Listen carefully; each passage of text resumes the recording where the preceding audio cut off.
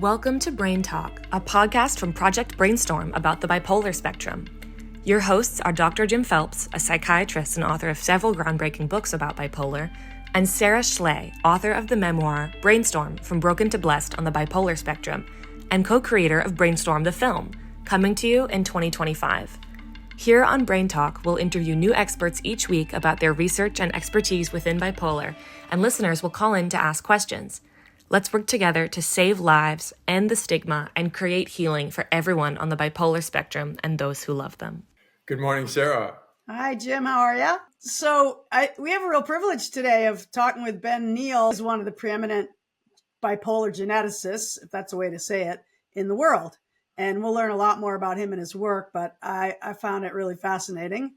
This takes us back to the root of what causes bipolar.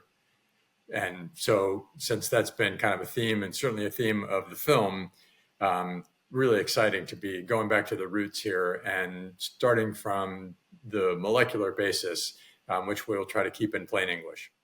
Yeah, I mean, absolutely. When I first met Ben, I thought I made it to the Holy Grail at Broad Institute in Cambridge, Mass. Because in my case, I have the family lineage, and we just sort of assumed that it was genetic, but now they've actually discovered genes to sort of prove it. So We'll hear all about that from Ben. And we should probably temper just the expectations. As we're going to hear, there is no single gene. There actually are a bunch of genes. And what we're doing is seeing progress toward identifying that bunch of genes and some of the more powerful ones among that bunch. And the mystery unfolds. Yes. All right, let's bring him on. Dr. Ben Neale, welcome to Brain Talk. We're so thrilled to have you on the show today. Thanks for having me, Sara and Jim. It's wonderful to join you. Yeah, so genetics is so interesting, and we're excited to hear everything you're learning. So just tell us a little bit about who you are and what you do and where. So I co-direct the Stanley Center, which is focused on understanding the root causes of severe mental illnesses, particularly schizophrenia and bipolar disorder. And the Stanley Center is situated at the Broad Institute of Harvard and MIT. And I also run a lab in Mass General Hospital focused on psychiatric genetics. Amazing. So this show, as we know, is focused on the bipolar spectrum. So we're going to sort of dig in more there. I mean, I've been saying to people, I had the privilege of being at your lab, Ben, to do some filming. And I've been trying to describe it as, well, you know, the human genome, I think they mapped the bipolar genome. Is that anywhere near accurate? That's a good distilled summary. And I think that's a great place to start. Eric Lander, when he mapped the first human genome, was asked, to sum up the genome in 6 words. And he said, bought the book, hard to read. And I think that's kind of where we are right now. Like, we've figured out how to sequence the genome. We've figured out how to collect genetic information. And now we're setting about the work of figuring out what part of the genome relates to bipolar disorder and how that translates into the biology of the illness. Yeah. I wonder if we should rewind the clock all the way back, assuming that many of our listeners probably had high school biology 10, 20, 15 years, 30 years ago, and just ask you, what's a gene? Sure. So the genome itself is about 3.3 billion, that's billion with a B, bases. And each of these bases is basically a little molecule, and it's this molecule strung together. And in that 3.3 billion bases, about 1% of it codes for proteins. And proteins basically make everything that is in you. So everything from your hair to your bones, to your brain, to your blood, these are all made by your genome. It has the instructions for making those things. And based on the environment and a whole bunch of other things that happen in development, that's how you make you, is reading this, in a sense, source code of biology. So you have been looking at the genome, this collection of genes, and narrowing down to, is it fair to call it a bipolar genome? Do we know enough to call it that? Almost all of our genome is the same across everyone. So the vast majority of our sequence is identical. There's a small fraction of differences, about 1 in every 1,000 base pairs or so. There's a difference between you and the average person, if you will. And those differences are what we collect when we try and figure out what contributes to the bipolar genome, if you will. We're trying to find those changes that are more common in people with bipolar disorder compared to people without. Simple as that. And those changes can happen anywhere in the genome. We just particularly care about the proteins because they're the most interpretable. So proteins is most interpretable because we know more about them. We know less about that other 99%. Like, what's it doing out there? Yeah, so the other 99% is very complicated. Historically, people even called it junk DNA. That turned out to be completely wrong. What's actually going on is, still a dynamic area of study, but fundamentally, the way that proteins are made are not controlled just by the sequence of the protein, but they're also controlled by the sequences around the protein, as well as the way that the genome is packaged up and stored, right? It's 3.3 billion is really long. That's longer than any book you'll ever read in your life. Probably. And that's in basically every single cell in your body has a copy of that book, all packaged up in a way that is very tightly compressed. And so the non-coding parts of the genome, the things that aren't making proteins, they're involved with the regulation of how how proteins are made, how the genome is stored, how it opens itself up to be read, and how it closes itself off because you've already read that chapter and you best not read that chapter again. So thinking about bipolar for a second specifically, and I mean, I'm just going to speak to my own experience for a moment as a person who lives with bipolar and on the bipolar spectrum without mania, as did my mother, most likely my grandfather. And so, how old am I now? I don't know. 4 decades ago, my mother, when I was at severe depression, said, "I'm afraid you have the family disease." So there was an awareness that this was somehow inheritable. And now, having been studying bipolar for the last couple of years, making the film, I've heard lots of people in the know say bipolarity is the most inheritable or heritable psychiatric disease. So we sort of knew that, what would you say, anecdotally from mother, grandfather, but you found something very specifically that you could measure that I found and others are finding super exciting. So can you tell us about that gene and then those other genes that are sort of like maybe the smoking gun? Sure. So that observation of running in families has been shown scientifically as well. People have done really big studies looking at national registers and showing that there is familial aggregation stretching back 50, 100 plus years. That kind of work has been pursued. What we can do now is actually read the genome, and we can read the genome pretty much comprehensively. Which makes it a really exciting time as a scientist right now, because there is this possibility of finding places in the genome where there are clear differences with people with bipolar compared to people without bipolar disorder. So our kind of marquee example of this is a gene called ACAP11. Now, proteins do lots of different things, and what ACAP11 does is it acts like a sort of convener. It brings together two different proteins so that they can be chemically modified. And those chemical modifications influence where a protein goes in the cell, what it does, all kinds of complicated biological things. But the important thing, and this is what's really exciting, is that if you carry one of these mutations, your chance of developing bipolar disorder isn't 1%. It's more like 10, 15, maybe 20%. And that dramatic increase in risk says to us that this is a clue about where the disease starts. It's not the only thing that matters for disease. The environment certainly matters. It's complicated disorder, bipolar disorder, but it is certainly a starting point for trying to understand and interpret what it is that's going on biologically that leads to the manifestation of the illness. Yeah, wonderful. Another excellent summary. Thank you. It sounds as though you've had to tell the story before. Fantastic. What do you think about that, Jim? Jim, being a clinician, having seen many, many patients probably who, where you found this family aggregate, because you were a guy that did ask about family history. 10% increase in the probability of developing bipolar.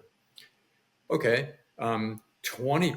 Ooh, now that's getting to be a powerful contributor. But there's still this other 80% or 90%. So as you know, Jim, 10 or 20% chance is not diagnostic. That's not actually clinically actionable. what it does give us is a starting point for biological investigation. And it may also give us a way to start to stratify bipolar disorder, right? Our classification scheme right now, we've got basically bipolar 1 and bipolar 2.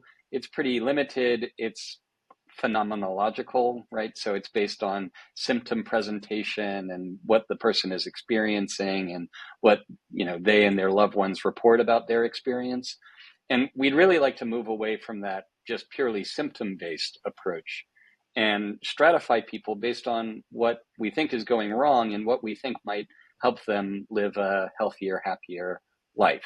Yeah, I think the more I've gotten into this, the more I feel like our how we diagnose and treat people with bipolar is still so rudimentary, because there's this tremendous variation. I've been thinking about it like a thumbprint, like every one of us is different, right, Jim? You're like, you never see two people that present exactly the same way. I was wondering, I think along the lines of Jim's question is like, do you imagine that there might be some individualized assessment and or treatments based on understanding an individual person's genetics? There's certainly the possibility there. And when you get into the, sort of genetic variants that near certainly cause a given illness. So what we call Mendelian diseases, the things where just a single change in the genome pretty much guarantees that you're going to develop that illness at some point in time. There, the kind of genetic test is almost synonymous with the diagnosis. Bipolar disorder, by its very nature, is a complex trait. And so it's very unlikely we'll get to a pure genetic diagnosis. The environment matters, your experiences matter, your exposure matters, how your brain is operating is going to matter, and everything that influences the way that your brain operates has the potential to matter as well. That being said, there may be certain aspects of the illness that are more prominent if you carry a mutation like an ACAP11 loss of function mutation, that certain treatments might work better in you, or that you might have certain expectations of the course of the illness that can help inform the clinical management and care. All of those things are on the table. And that's sort of, now that we find it, the next step is not only learn the biology, but also see how it can impact clinical management overall. Right, how it correlates with people's responses to different treatment approaches. Yeah. Are you able to tell by taking my blood or some of my skin or spit or something whether I have an ACAP11 mutation? Yep. Yeah. If I took your blood, I'd then take your white cells, your immune cells, isolate them, break them open, and then sequence your genome. And from that, I'd be able to tell whether or not you carry one of these mutations. Wow. That's pretty awesome. And one of the miracles is that it now costs much less to do that sequencing. It used to be, like $1 million to start. I was going to ask, yeah. And now it's a couple hundred, something like that. Yeah. So the first genome cost us in excess of $1 billion. Okay. Way back when, 20 years ago. Don't so have that $1 $1 billion meant a lot more then. And now we can do it for, around about $100. Wow. That's crazy. I'm going to leap in because I'm so excited about this aspect as well. Another implication we're talking about diagnostically, how does the ACAP11, for example, map to the diagnostic manual? One of the implications that you found is that ACAP11 is not just about bipolar. It's also found in people who have an official diagnosis of schizophrenia. So Could you talk a little bit about, what does that tell us? Yeah, so this is a great question. In a follow-up study in Finland, we recruited people just on having psychosis, episode of psychosis. And a little over half of that group of people had a diagnosis of schizophrenia. And around a fifth had a diagnosis of bipolar disorder, but with psychotic symptoms. So psychosis is this process of losing touch with reality, of basically not understanding what is real and what's not real. It's a sort of shutdown in those kinds of systems that keep you grounded in the world around you. Everyone that carried an ACAP11 mutation in this cohort had mood involvement in their psychotic disorder. So I think this also just speaks to some of the challenges associated with diagnosing schizophrenia versus bipolar disorder, particularly in the context of a psychotic illness that's happening with a manic episode or not. And you get into the kind of clinical classification, which certainly helps facilitate care, but doesn't necessarily reflect the underlying genetic or biological root causes perfectly in the way it is constituted now. And you said, Ben, every person with ACAP11 had a mood component in their psychosis. Yep. That must have been, I mean, when you find something that has 100% finding, yeah, it's pretty good. Blow you away. It doesn't happen, huh? I mean, you're always worried about these things, right? You know, like it helps to triangulate to get multiple lines of evidence. And so the genetic discovery in its own right, pretty exciting. You go and look up this gene in the sort of scientific journals and the academic press, and its only known function is to interact with a protein called GSK3 beta. That protein is the thought target of lithium therapy, our frontline treatment for bipolar disorder. I mean, it's the coolest thing ever. It's super. I mean, we don't know what it does yet. There's still a ton of work to figure out mechanistically how it relates and how it shows up and all of those kinds of things. But it does give you confidence that we're on the right track, that there is actually biology at the end of this road. And when you learn the biology of an illness, that's when you can actually treat it rationally rather than serendipitously, which is basically how all of our other treatments have been created. True. Let me jump in with further excitement because, oh my gosh, I didn't look up anything more about ACAP11 because I wanted not to get too technical. But then you said GSK3 beta. Oh my gosh. Now, we don't even need to know, and our audience doesn't need to know what that is. I want to just say, I've been aware of GSK3 beta as associated with bipolar for well over a decade. And a very important brain protein that we have been watching all this time called brain-derived neurotrophic factor is working through GSK3 beta.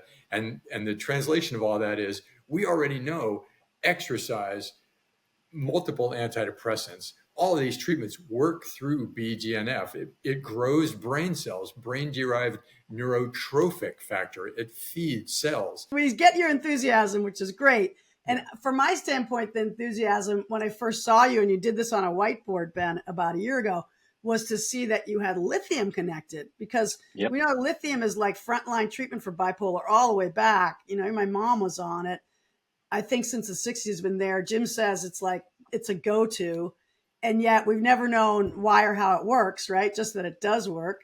So you've got something connected to the gene now. I was like, whoa, that's super cool. Yeah, lithium increases brain-derived neurotrophic factor.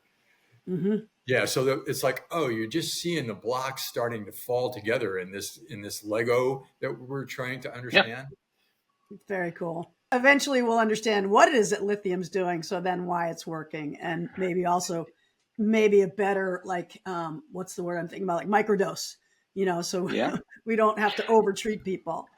No, if we can get smarter about figuring out what the therapeutic benefit of lithium is, then that positions us to make a drug that elicits that same effect, but maybe doesn't cause some of the adverse events, the side effects.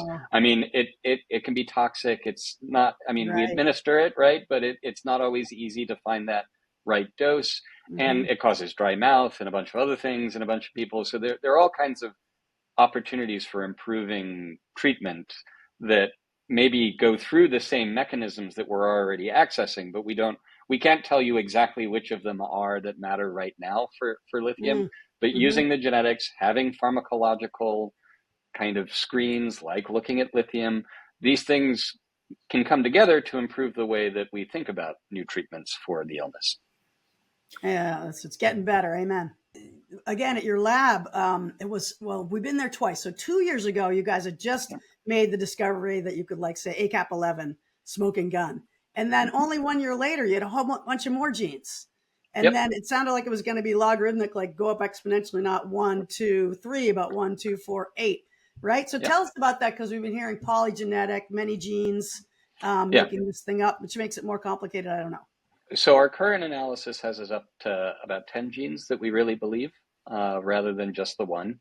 And we do really see this at the sort of point of exponential growth, as you say, Sarah. It really looks like it's about to take off.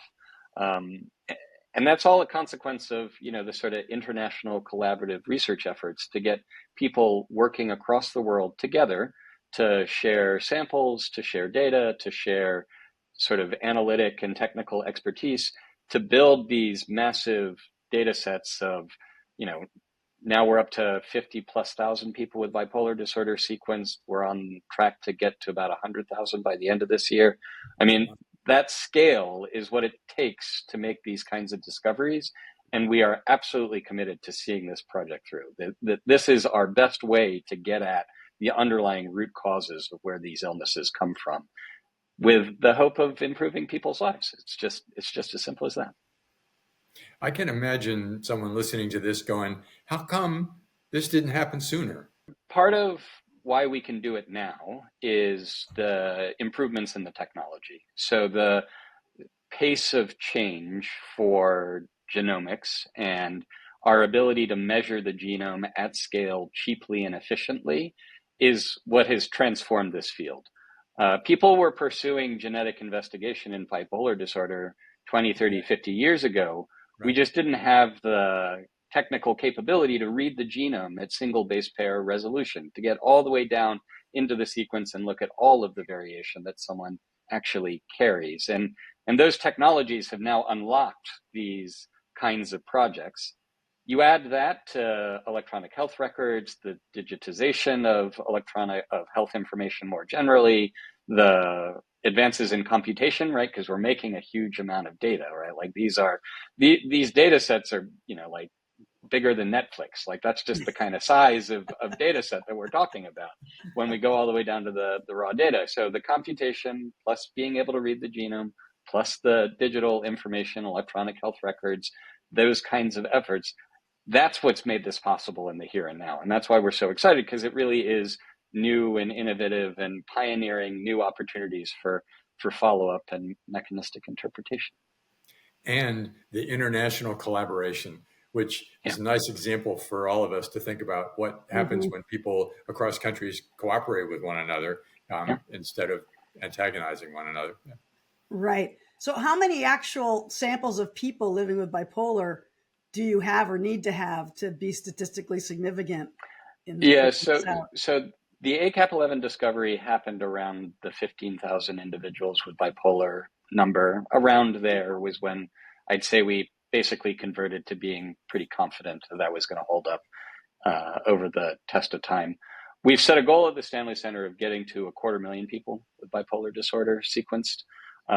We based that on doing some math and some statistics, but we think that that's going to deliver a sort of wealth of starting points, right? So ACAP11 that we've talked about a fair amount, that's a great starting point, but there is a cast of hundreds or maybe thousands of genes that maybe don't have quite as big of an impact, but offer the opportunity to teach us something new about where the illness comes from. And so really that 250,000 goal is rooted in trying to discover everything that we think is going to be useful for prosecuting the biology of the disease. Where are you finding these folks? Do you need my blood? Or for anybody out there that's listening, do you want them to call you 1-800-Dr. So working at the Broad, we partner with a number of different recruitment operations across the world. Some of our cohorts come from places like Kenya and Ethiopia and South Africa and Uganda, where we've partnered with psychiatrists and researchers in country to do the collection, extract the DNA, send that DNA over to Broad, make sure that we do this in partnership, right? It should be a collaboration. We also have colleagues in Central and South America, in Colombia, in Brazil, in, all over the place, to be honest, in addition to longstanding collaborative ties across Europe and the US. And so we really try and provide a sort of open opportunity for anyone to participate and contribute to the research. And if you're eager to contribute to samples to this kind of effort, I would go and seek out the local bipolar researchers and the communities that you're in and see if you can sign up for their studies, because those are the kinds of studies that feed into the sort of large-scale aggregated genetic analysis that we perform on a daily basis here. Is there a handy list of where those bipolar researchers are? Can point you to a few lists online of communities of bipolar researchers that can help get you connected. There's also the International Society of Bipolar Disorder. That's the kind of main scientific venue and conference as well for this kind of work, and that can help facilitate. And then there's also the BD Squared network. Well, we'll put all that information on our show notes, so if listeners want to connect, they can. Yeah, very cool. I'll take the opportunity to point out, Ben, that Sara is now on the board of directors of the ISBD. Oh, great. Yeah, first time in the history that they've invited people with lived experience on the board. Credit to the board existing and President Dr. Holly Schwartz saying, hey, we need the voice of people with lived experience helping to, provide strategic direction. So that's very cool. There's another piece of this puzzle that we've learned about epigenetics, right? And the understanding is genetics that we got, the DNA we got from our mom and dad, and that's not changing most likely during our lifetime.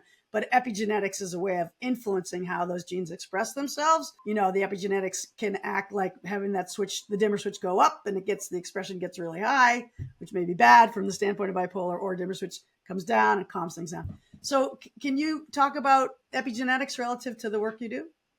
Yeah, so some of the genes that we have identified are sort of emerging candidates for conversion into legitimate bipolar relevant genes. Their primary known function is actually through epigenetic effects. So through the process of transcription, how the genome reads itself, and how high the dimmer switch is. That's a pretty good analogy for what epigenetics is doing. Some of these genes point to that kind of what we sometimes call regulatory biology, and that means that sometimes in biology you don't just want one thing; you actually want a sort of orchestral response to things. So if you think about circadian rhythm, for example, there are a whole bunch of genes that are changing their expression based on epigenetic modification that's happening through genes that control that epigenetic kind of modulation, if you will. And so, there's a huge amount of biology trapped in how the genome organizes itself and how it expresses itself. And some of the bipolar genes are certainly pointing in that direction as potential major nodes of increasing an individual's risk for developing the illness. The other thing about epigenetics is that it can also be a way to record life experience. So things that, your epigenome looks different if you're a smoker compared to being a non-smoker, for example. We don't really understand what all those changes mean necessarily right now, but we can start to get some indication about what exposure someone may have experienced by trying to read out their epigenome in that kind of way. And so there's a lot of opportunity, a lot of excitement because it's, innovative. There's a new space here for scientists to go and explore, and scientists love nothing more than newness, like innovation and novelty. It's a very, very common feature of the scientific mindset. And so, the future is bright for trying to interpret the epigenetic contributors and modifiers of the genetic influences that we're identifying for bipolar. When you're doing this, you're using whole genome, and you're well aware that there's a mitochondrial genome, and you're well aware that the mitochondria are being regarded now increasingly as playing a role in the experience of mood changes with metabolic shifts within the mitochondria. Do you have a team that's looking at mitochondrial DNA in the same way that you're looking at the whole genome? Interesting. Yes, it's a great question. So on the mitochondria side, one of my colleagues here at MGH is a guy named Vamsi Mutha. He's one of the preeminent world experts in mitochondrial function in general. He works on rare mitochondrial diseases.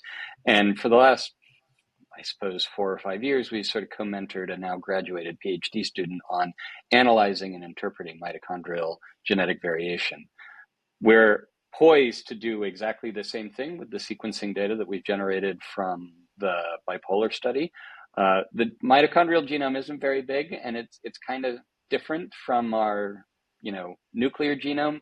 The biggest difference that I just highlight is that you actually likely carry more than one mitochondrial genome in your body, that there are differences in those genomes across cells. And that's because it's got a self-contained genome. And so it can vary and change on its own sort of recognizance, separate from how your nuclear genome operates. And so this is, it makes it more challenging, but not that much more challenging, but it certainly makes it pretty interesting and different compared to the way we think about a lot of genetics. So, I mean, we're big fans, proponents on BrainTalk and BrainStorm and my experience, Jim's experience of inspiring people to live with bipolar with the idea that what we do makes a difference. Diet, exercise, sleep, and other things, meditation, anti-inflammatory lifestyle, I'm calling it now, bringing stress down. And so, because that gives us agency and we feel better already, just knowing that we can have an impact on our own outcomes. I'm wondering if that's, what you just said, smoker or not smoker, different epigenome. Sleep. Yep. Do our choices like that impact the epigenome, or which in turn would impact genetics? We aren't certain that the way it is manifesting is through the epigenome. It may just be marking the epigenome. And, it could be something like you're remodeling brain circuitry, for example. And that might be creating differences that maybe makes your illness more manageable or less manageable. There are a lot of possibilities out there. I think the thing to stress, and this is really important, is that genes are not fate. Mm-hmm. Your genetic variation that you carry does not guarantee that you will have bipolar disorder, and it does not guarantee that you have no hope. You absolutely have hope. And everything that Sara just reeled off in terms of exercising, trying to sleep right, trying to make sure that you keep your stress levels manageable, all of those are good advice, not just for people with bipolar disorder, but that is good advice for everyone. Because what you do to your body, the body keeps the score at some fundamental level. And you do have choice and agency over what you're putting on that scorecard. That's beautiful. Good. That's really inspiring right there. I was going to ask you for the message of hope, and that's it. This has been absolutely fabulous talking with you. I've learned so much, and it's really exciting and affirming. And thank you for the work you're doing. Anything else you want us to know or we should have asked? I just want to say thank you to everyone that has contributed to all of these scientific studies. Without people living with this illness being willing to engage in science, this wouldn't be possible. And we are really here working as hard as we can to improve your life as much as possible. And so please, please, please keep participating in science. Okay. Amen. Wonderful. Well, thank you so much, Dr. Neale, for taking your time to be with us today. Happy to. It's good to see you, Sara. Nice to meet you, Jim. Wasn't that wonderful? That was so educational for me. I hope for everyone. Yeah, I find it fascinating. And it really is affirming as a person living with bipolar, because people can say, oh, you made this up. They can deny that it's a thing. But when you have a genetic measurable, it gives validity, right? Yeah, I can understand. You need a validation. You need like a biological marker. That's a sad thing.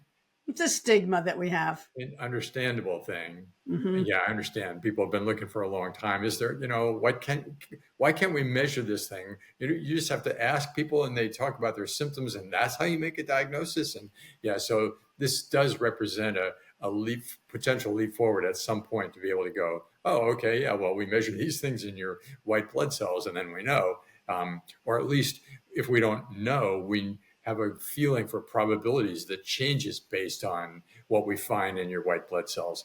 That advance is really not that far away. I think I may get to see it. We might get to see it. I think we will. They're moving so fast.